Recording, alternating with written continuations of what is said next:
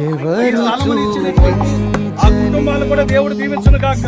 ఎవరైతే ఈ స్థలమును ఇచ్చారో ఈ పొలములో ఈ 2 రోజులు సభల కొరకు ఇచ్చినటువంటి కుటుంబాన్ని కూడా దేవుడు దీవించును గాక.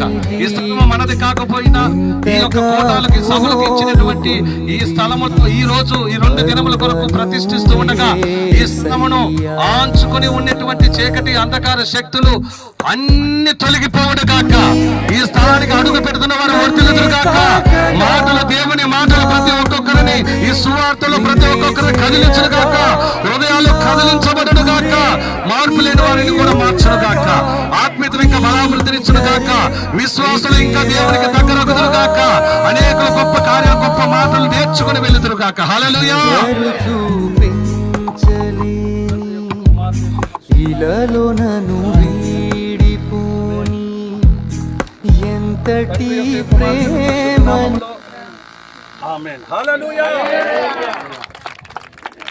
చప్పట్లు గట్టిగా